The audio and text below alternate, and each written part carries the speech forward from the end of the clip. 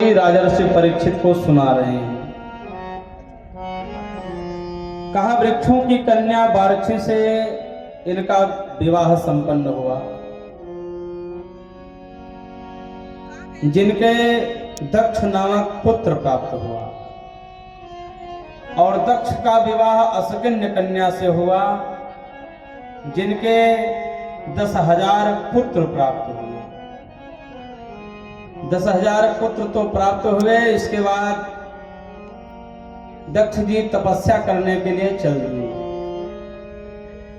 देवर्षि नारद जी को पता चला कि दक्ष को 10,000 पुत्र प्राप्त हुआ है, तो उन 10,000 पुत्रों को पहले खूब कूट प्रसंगों में फैला,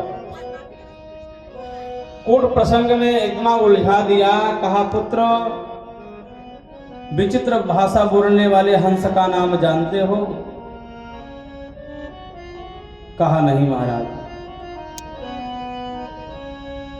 कहा इस संसार में विचित्र भाषा बोलने वाले हंस का नाम नहीं जानते?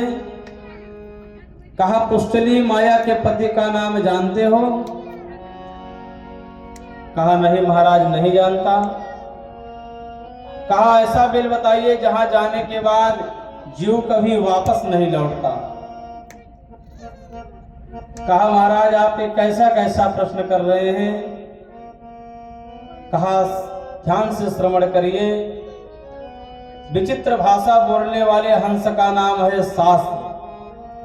शास्त्र कहते कुछ और हैं और उनका उत्तर कुछ और ही मिलता है। कहा इस संसार में दोनों तरफ बहने वाली नदी का नाम है माया। मां माने नहीं, या माने जो सृजन भी करती है और संहार भी करती है। कहा पुष्टली माया के पति है भगवान माधव, और संसार में ऐसा बिल है कि जहां जाने के बाद जीव कभी बाहर नहीं निकलता, उसका नाम है मोक्ष। मोक्ष पदवी पाने के बाद कोई लौट कर नहीं आता। यद गत्वा न निवर्तन्ते। इस प्रकार खूब कूट प्रश्न देवर्षि नारद जी ने किया और उन 10,000 बच्चों को बाबा बैरागी बना दिया। जब दक्ष को पता चला कि हमारे 10,000 पुत्रों को बाबा बैरागी बना दिया, क्रोध आ गया दक्ष को और देवर्षि नारद जी को अपशब्द कहना प्रारंभ कर दिया। अहो व साधो साधो नाम साधु लिंगे नस्तया। इस संसार में भिखमंगों को रास्ता दिखाने वाला देवर्षि नारद, हमारे छोटे छोटे बच्चे जो अभी संसार का मुख भी नहीं देख पाए कि संसार होता क्या है, उन हमारे छोटे छोटे बच्चों को अपने बाबा बैरागी बना दिया। तस्मात् लोके सुते मूढ़ न भवेत् भ्रमतः पदम। जाओ मैं तुझे श्राप दे देता हूं देवर्षि नारद कि तुम्हारा चरण एक जगह कभी टिकेगा नहीं। तो देख लीजिए देवर्षि नारद जी कहां ज्यादा देर टिकते हैं।